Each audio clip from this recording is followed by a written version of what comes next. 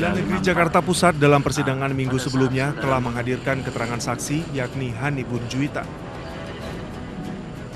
Hani dianggap sebagai saksi kunci karena berada di lokasi kejadian saat Mirna tewas usai meminum kopi Vietnam bersianida. Dalam kesaksiannya, Hani menjelaskan rekaman CCTV di Cafe Olivier yang menjadi barang bukti inti persidangan kelima kasus kopi maut sianida dengan terdakwa Jessica Kumala Wongso. Dalam sidang, Hani menjelaskan bahwa mereka bertemu di Cafe Olivier jam 3:30 sore. Namun saat Hani datang, Jessica sudah berada di Cafe Olivier. Setelah tiba di Cafe Olivier, mereka langsung mendatangi Jessica yang sudah memesan kopi Vietnam. Tanpa menunggu lama, Mirna kemudian meminum kopi Vietnam yang dipesan Jessica. Saat itulah Mirna mengeluh mengenai rasa kopi Vietnam yang tidak enak.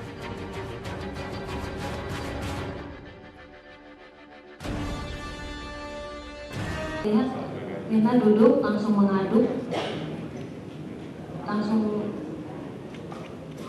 dia langsung minum, lalu dia langsung bilang ini tidak enak, ini apaan ini sobat. Lalu dia bilang ke kita ini benar-benar tidak enak. Lalu saya bilang, setelah itu saya cium kopinya dulu, lalu tidak lama kemudian Mirna menjelaskan ke Jessica ini sangat tidak enak. Lalu Jessica langsung jalan minta air. Lalu kita tinggal berdua. Ya, Mirna masih. Ya pemirsa, kita kembali lanjut berbincang bersama kuasa hukum Jessica Kumala Wongso, ada Bang Effendi Sinaga di sini. Bang, ketika 2 minggu lalu, hari Rabu tepatnya di tanggal 20 Juli 2016, sejumlah pelayan-pelayan dari Cafe Olivier sempat diberikan sanksi. Sebenarnya tim kuasa hukum juga sempat menyaksikan atau meragukan kesaksian dari para pelayan Olivier. Mengapa demikian, Bang?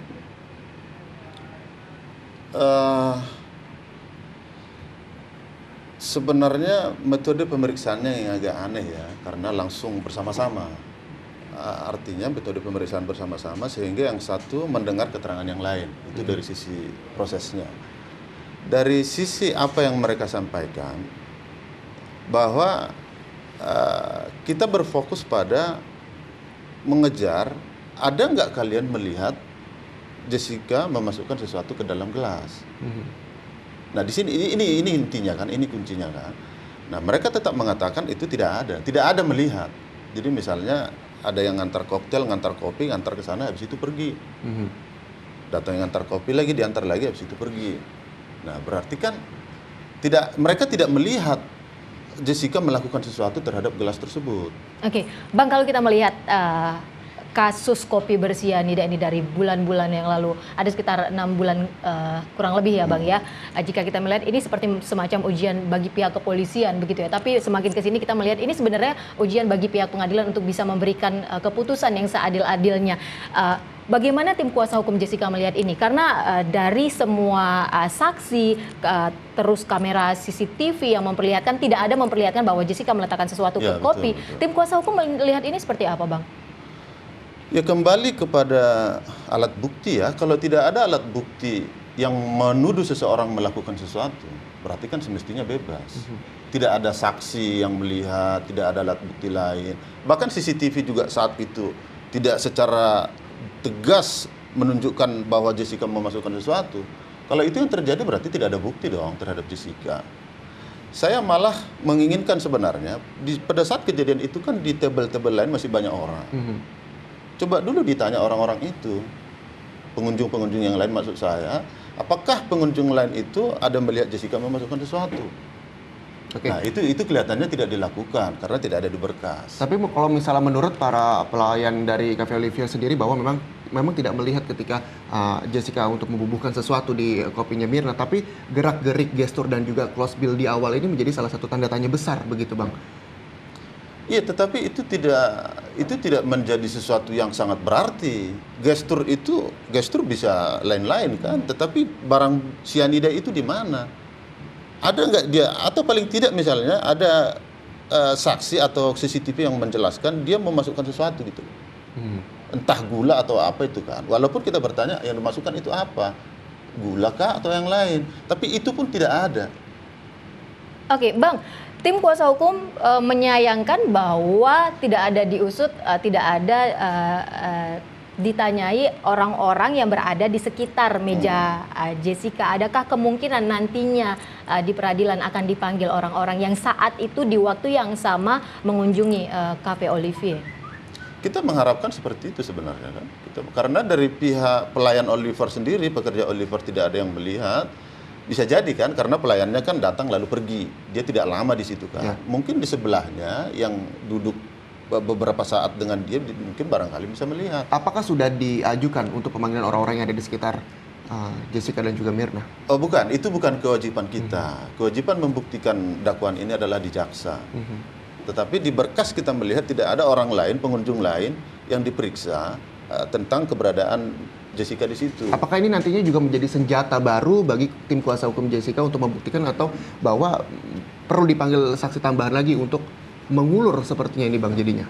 Oh bukan. Ini hanya pendapat saya. Ini pendapat saya untuk mencari kebenaran sesungguhnya dalam hal ini. Tapi Bang, memang material. kemarin peradilan sidang di hari Rabu, salah satu tim kuasa hukum Jessica sempat menanyakan keberadaan orang-orang yang duduk di meja 53, 54, 52 kalau tidak salah ya Bang ya. Namun sempat disela oleh jaksa penuntut umum. Apa memang tidak diperbolehkan untuk menghadirkan saksi-saksi yang berada di sekitar meja Jessica saat itu?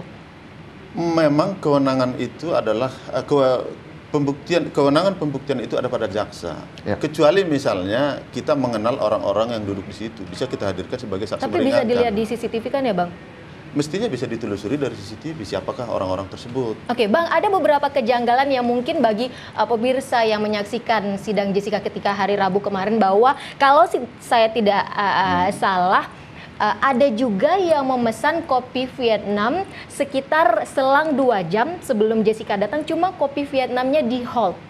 Itu pernyataan, kalau saya tidak salah, pernyataan dari Rangga. Benar, ada kopi yang memang di hold sebelumnya dan akan disajikan beberapa jam kemudian. Ya, katanya ada seperti itu, ada yang di hold.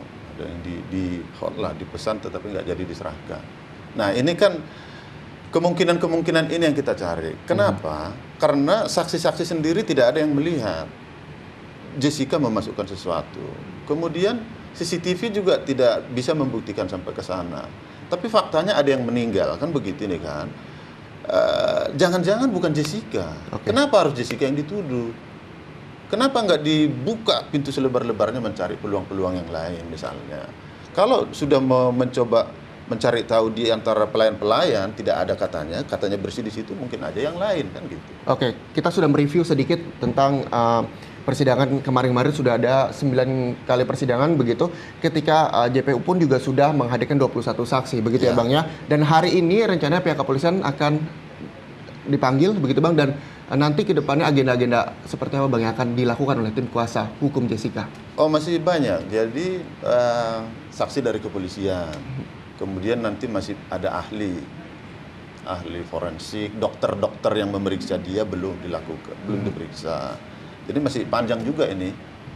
Oke, berarti Bang, dengan adanya ketidaklaziman yang dilihat tim kuasa hukum, lalu CCTV yang memang tidak memperlihatkan Jessica meletakkan cyanida, keterangan para saksi dari pihak Olivier, seberapa yakin tim kuasa hukum bahwa Jessica sebenarnya bukan pelaku pembunuh?